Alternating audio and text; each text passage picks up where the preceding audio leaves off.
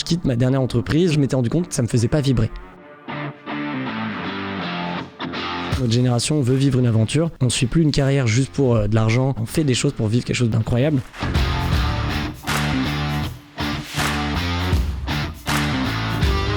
J'appelle mon associé, je lui dis bon, c'est le plus gros client qu'il me faut. Et mon associé me dit bah non, c'est pas possible de livrer dans ce temps. Là, j'accepte pas le non. Je lui dis c'est pas possible, il faut le faire. Quand t'as ce mindset, en fait, t'es inarrêtable.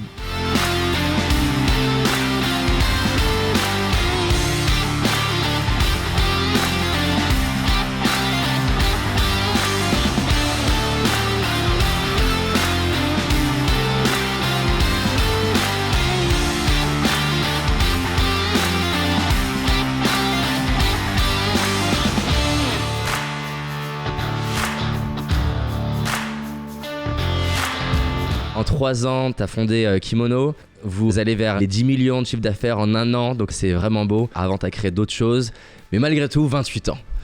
Donc c'est vraiment beau. Ça. Et voilà, donc la raison pour laquelle j'avais envie que tu partages ces 2 choses, déjà parce que juste en étant vivant, tu montres que c'est possible à cet âge-là, et aussi qu'on parle de culture d'entreprise. Déjà, merci pour l'invitation. Très content de parler de ces sujets qui me passionnent. Donc en fait, Kimono, on dit qu'on est les culture designers.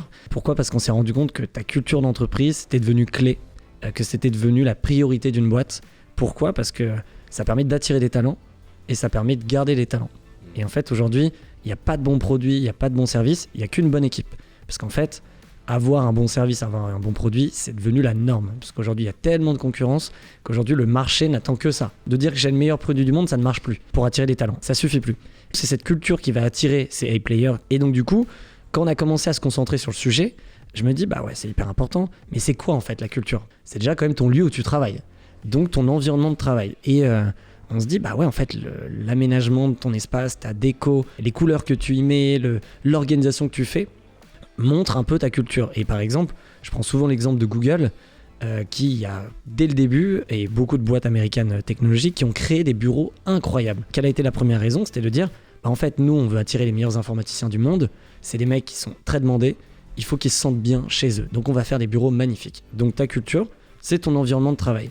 Ta culture, c'est aussi la manière dont tu communiques. Pareil, par exemple, une des premières startups, on va dire, à l'époque, c'est Michel Augustin, qui a été extrêmement connu sur leur manière complètement décalée de communiquer sur leurs produits, mais aussi sur leur entreprise. Le dernier exemple que j'utilise souvent pour présenter la culture, c'est aussi la manière dont tu es représenté. Chaque entité, donc que tu aies une asso, un club, un groupe d'amis, une entreprise, tu es une marque. Donc, qui dit marque, dit code du branding. Et donc, du coup, comment tu te représentes ? Et donc, quand on prend les codes du branding, ça va être souvent une couleur, un drapeau, une charte graphique, un logo, etc. Et aussi un vêtement. Kimono, notre métier initial, c'était de faire des vêtements personnalisés pour les entreprises. Et du coup, ta culture, c'est aussi la manière dont comment tu es représenté à travers des produits, des services, et en l'occurrence des vêtements. Donc ça, c'est comme ça qu'on a créé Kimono, premier produit vêtements. Mais en fait, la vraie vision, et comme tu l'as dit au début, nous, c'est d'être des culture designers. Donc c'est un terme qu'on a inventé, c'est de dire, donc ta culture est importante, et ben nous, on va t'aider à la designer à travers différents produits, différents services. Donc aujourd'hui, on fait aussi tout ce qui est objet personnalisé, mais aussi maintenant, on fait des bureaux personnalisés où on aménage de A à Z des espaces d'intérieur.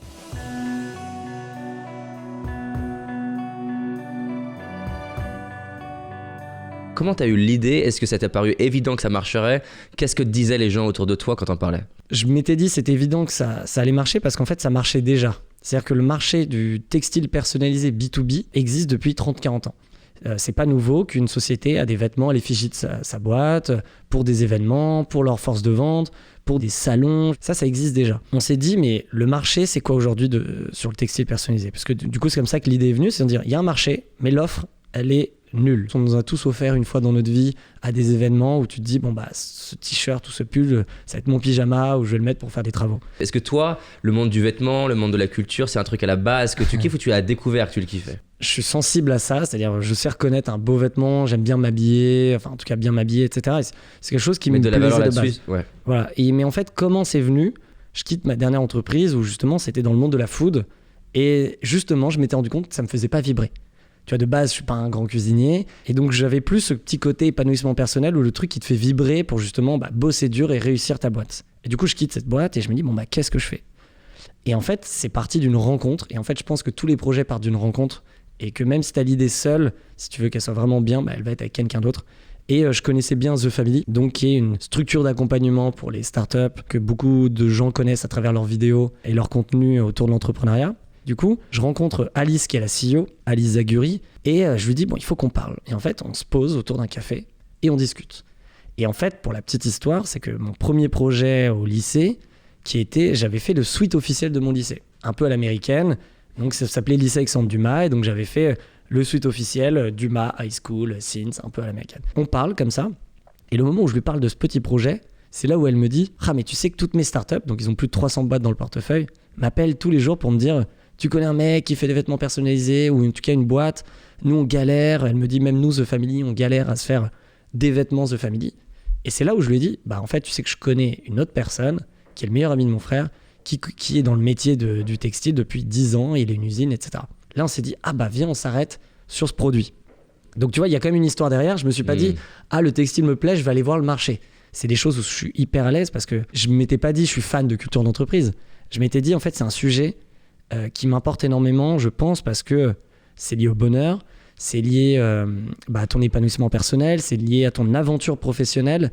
Et moi, j'ai toujours été un philosophe sur la vie parce qu'on sait qu'elle est courte, on sait qu'on n'a pas le temps pour être négatif, et donc du coup je suis très optimiste, voire parfois trop, mais ça aide. Et du coup je me suis toujours dit, fais un truc qui te fait kiffer, etc. Et je pense que comme la culture d'entreprise est liée à tout ça, aujourd'hui, maintenant que j'ai du recul, ça me plaît énormément pour ça, parce que notre génération veut vivre une aventure, on ne suit plus une carrière juste pour de l'argent ou autre, bien sûr ça aide, mais on fait des choses pour vivre quelque chose d'incroyable. Et du coup, quand tu allies culture avec ce mindset et textile que moi j'adore, et la mode, etc., là je pense que j'ai trouvé vraiment ce que je kiffe.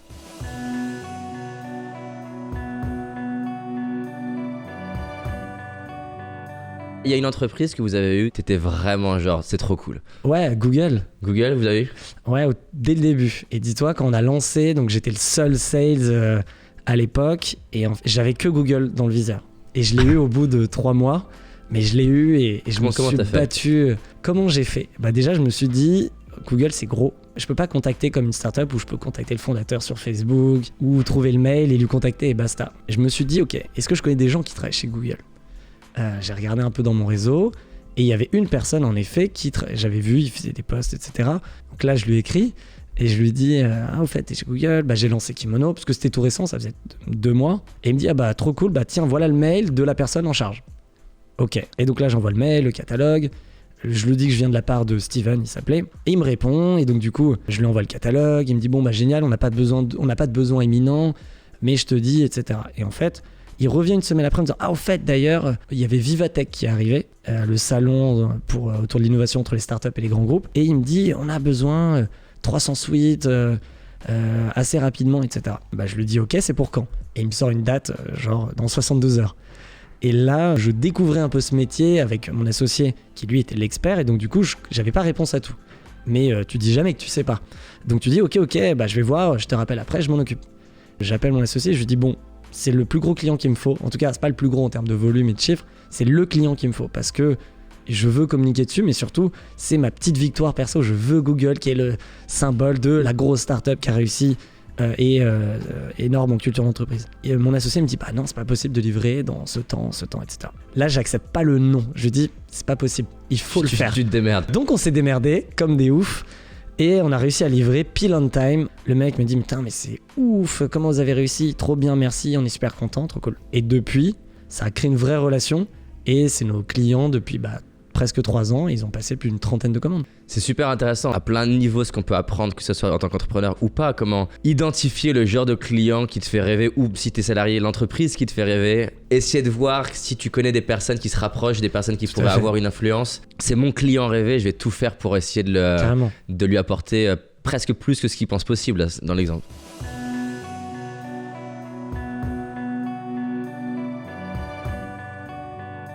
Ce que je dis toujours moi à mes sales, c'est qu'on ne vend pas, on crée des relations. Donc les 10 premières minutes du rendez-vous, on ne parle même pas du produit, on ne parle même pas de pourquoi tu es là, on cherche à créer la relation. Par exemple, comment ils font ? Il faut déjà comprendre à qui tu as affaire.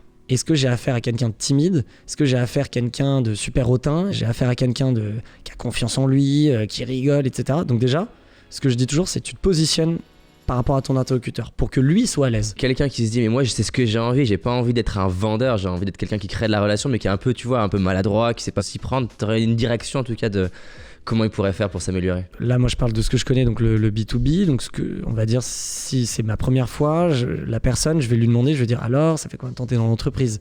Soit elle va me dire, ah bah tout récent. Donc, du coup, je vais dire, ah bah tu faisais quoi avant? Et là, elle te raconte ton histoire. Et en fait, il faut une première question déclencheur. Donc, admettons, c'est ça. Et après, tu dois être à l'écoute sur le moindre sujet pour voir les points communs que tu peux avoir avec elle. Genre, ah bah non, parce qu'avant je bossais à Nantes, ah bah moi je vais tous les étés à Nantes, t'es où? Ah machin, trop cool. Et en fait, tu l'utilises même dans ta vie perso quand tu reçois des gens chez toi. Comment tu fais en sorte que ils soient dans un moment à l'aise. Donc en fait, comme tu t'adaptes, t'es un peu très vif, donc t'es toujours en prise de recul, et t'es toujours en étant focus sur prendre soin de cette personne. Donc il y a un côté un peu c'est pas le cœur qui parle, mais il y a un côté un peu amour qui dit, ok, cette personne, je la connais pas ou autre, j'ai envie de lui donner l'amour, en tout cas lui montrer que je suis quelqu'un de bien. Je prends soin de son état, donc psychologique. Tu vois, si je vois que ma première question un peu perso la dérange, hop, on change de sujet. Donc en fait, tu dois toujours prendre du recul et être en alerte en fait. Et c'est un vrai jeu psychologique qui, je pense, s'apprend avec le temps, se pratique. Et en fait, comment il se pratique, c'est quand tu as l'état d'esprit comme ça et du coup qui te déclenche tes actions. Si tu le penses pas réellement et que tu ne veux pas, ça va être soit de la manipulation, soit le mec va le ressentir. Donc du coup, comment t'arrives à craquer et percer ce truc? Par exemple, il y a ce côté, t'aimes les gens, donc il y a un côté très, très humain où tu dis, voilà, j'ai envie d'en savoir plus sur cette personne, donc je m'intéresse. Maintenant, je connais mon produit, j'arrive à identifier pourquoi il a besoin de mon produit. Déjà, la cible que tu dois choisir, faut que ce soit on appelle ça le product market fit. Faut que déjà, tu sais à qui tu t'adresses, c'est la bonne personne. Tu réponds à son problème. Déjà, t'as une conviction à l'intérieur de toi que ce que tu proposes, ça va répondre à son besoin. Exact, t'es pas à côté de la plaque, donc du coup sois à l'aise que tu lui proposes vraiment quelque chose qu'il a besoin. Donc sois convaincu que ça va l'aider. Donc déjà tu te places pas en mode je vais te vendre, non, je vais t'aider. La vente, que ça soit se vendre à une entreprise. Tu te vends en permanence. Tu te vends en permanence. Tu vends ton voyage de noces à ta femme. Tu vends cette soirée dans ce bar à tes potes. À tes potes ou à tes parents. Ou à tes parents, mais tu vends tout en permanence. En fait, il faut que tu gardes ton objectif en tête. Quel est ton objectif? C'est de vendre, admettons, ce produit ou de faire cette vente à X euros de chiffre d'affaires. Ça, tu le sais, maintenant, tu l'oublies, tu sais que c'est ton objectif. Maintenant, t'es pas drivé par ça. Il y a un côté où il faut que ce que tu proposes et ce qui t'anime, que tu sois bien dans tes pompes, que tu sois passionné, que tu sois équilibré, etc. Et que tu te dises, dans tous les cas, si je lui sors les caractéristiques de mon produit, le prix, machin, de cette manière, il ne se vendra pas, comme tu as dit, ça fait le commercial à l'ancienne, etc. On sait que ça bloque les gens. Donc maintenant, tu dois faire complètement à l'inverse et de dire, je dois créer une relation avec lui.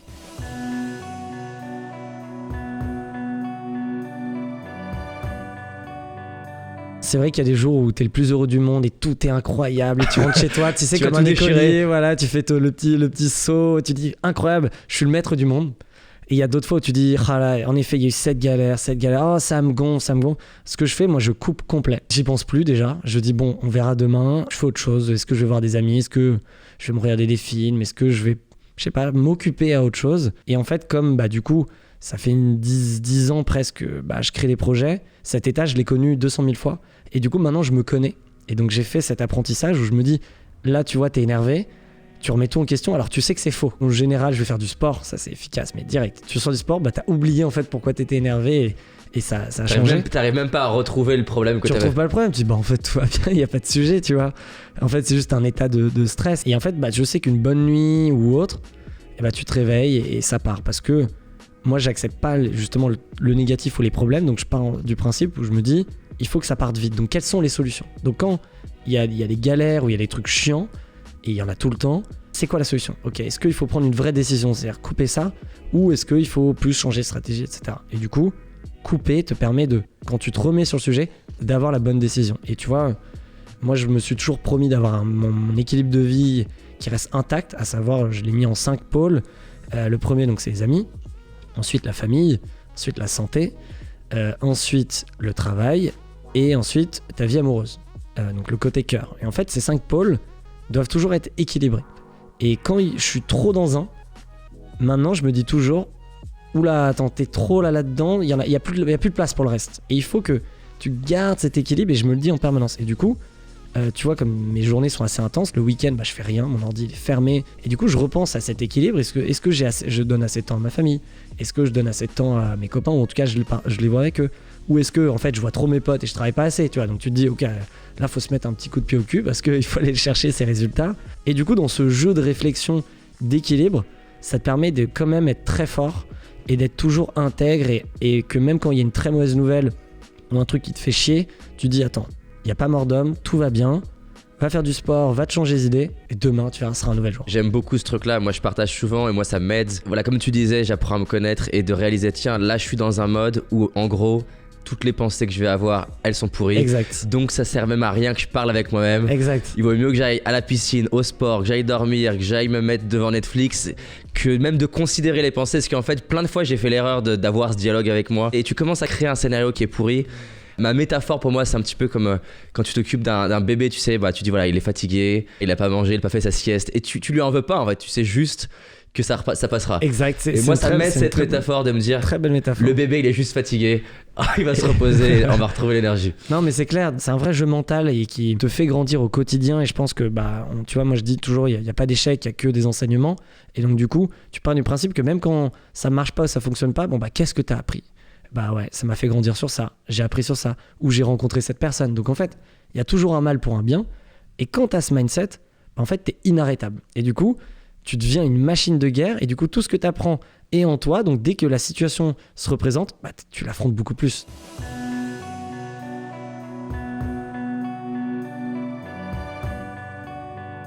C'est vrai que moi je suis très enthousiaste très rapidement ou je m'emballe assez rapidement et en fait l'équilibre à trouver entre réalisme, optimisme et ce qu'on te dit, t'as ce que t'as envie, ce que tu penses, sur lequel t'es sûr. Et ce que je sais aujourd'hui, c'est qu'il faut confronter ses idées. Donc tu vas en parler à un tel. On va dire mais non, c'est pas une bonne idée. On va dire non. Ou il y en a un qui va dire pas mal, mais non. Et en fait, c'est vrai que moi, plus on me dit non, plus ça me chauffe.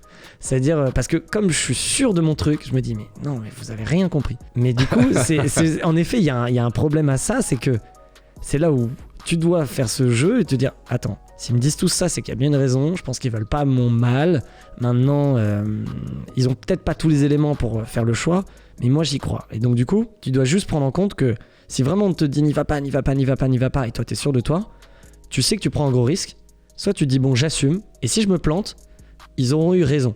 Donc la prochaine fois qu'ils vont me le dire, j'ai peut-être les écouter à 2 fois. Mais ça veut pas dire qu'ils auront raison la prochaine fois. Mais du coup, soit tu prends ce gros risque, soit tu te dis bon, je vais faire un entre-deux. Ils me disent ça, je pense ça, on coupe la part en deux, je vais faire comme ça. Et là, du coup, je me satisfais moi-même, je me dis, j'ai pris un risque, certes, mais j'ai écouté quand même mon cœur, mais en prenant en compte ces considérations, et j'y vais, et on verra les résultats. Et si j'ai entièrement raison, et je me dis que j'aurais pu faire plus, je me dis, j'aurais pas dû les écouter, et donc du coup, pour la prochaine fois, tu le feras. Tout ça te nourrit mentalement, et maintenant, après, t'arrives à jouer avec. T'arrives à être meilleur. Mais par le passé, est-ce que t'avais tendance, que là tu dis que tu prends des passé, points de vue, est-ce que par le passé t'écoutais pas et t'y allais direct? Ouais, souvent quand même. Tu vois, mes parents, je pense tout ce qu'ils m'ont dit sur tous mes business, j'ai fait tout le contraire. Et j'ai eu raison. Et j'avoue, il y a des trucs où ils avaient raison. Mais je suis content de l'avoir fait. Parce qu'en fait, je l'ai compris. Avec la maturité, t'as gardé l'optimisme, mais t'as mis cette capacité parfois à prendre du point de vue, c'est ça? Ouais, un peu plus. Mais même encore aujourd'hui, tu vois, dans Kimono, dans l'équipe, moi, ils savent que j'ai toujours plein d'idées tout le temps, je lance des projets. Donc là, parfois, ils me calment. Mais parfois, je dis, ouais, il faudrait qu'on fasse ça. Et en fait, je regarde, maintenant que j'ai confiance en moi, je regarde. Plus il y a de non, plus c'est une bonne idée. Donc dès que j'ai une idée, moi, j'en parle à tout le monde. Je dis, au fait, tiens, regarde, j'ai pensé à ça. Je la challenge. Si on me dit, c'est génial. Bon, là, ça te conforte et t'y vas. Alors que ça se trouve, c'est complètement con, mais ils ont voulu dire ça pour te faire plaisir. Et plus on me dit, ouais, je sais pas, ou autre, machin, là, tu vas te poser la question et te dire, non, mais en fait, j'y crois, donc j'y vais. Et j'avoue, je suis encore un peu comme ça.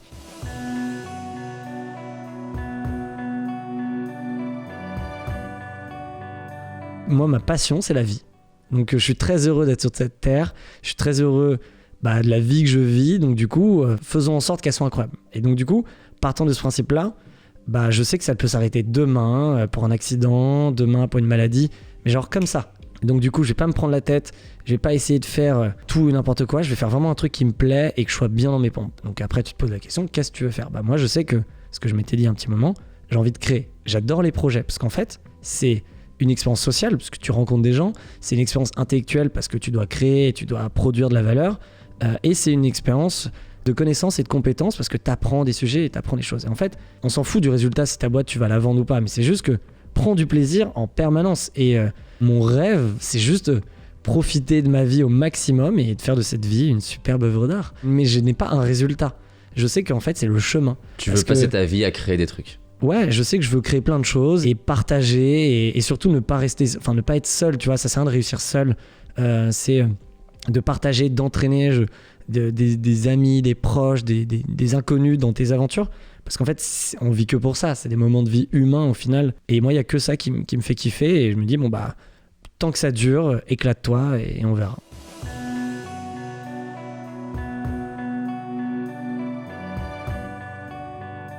Est-ce que tu penses qu'il y a des gens qui sont faits pour entreprendre et d'autres non ou pas ? Il y a des moments où t'es fait et il y a des moments où t'es pas fait. Mais je pense que dans une vie, tout le monde peut être entrepreneur.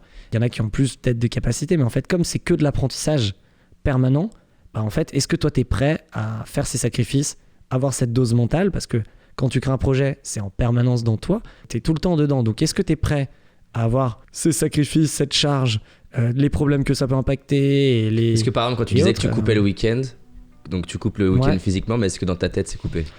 Bah pas vraiment, mais en fait, j'en ressens pas le besoin. Ouais. En fait, je coupe physiquement mes actions, on va dire opérationnelles, mais mentalement, j'y suis tout le temps. Même quand t'as pas envie d'en parler, au fait, alors, donc t'en reparles.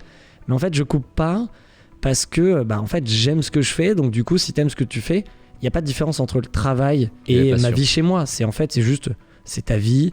T'as ce projet, t'as ça, et donc du coup t'essayes d'englober le tout. Et non, je coupe jamais mentalement, parce que si je voudrais vraiment couper et dire je veux plus entendre parler, c'est qu'il y a un truc qui va pas. Donc oui, il faut couper le fait de bosser et faire autre chose, mais mentalement, si t'aimes ce que tu fais, tu l'as quoi.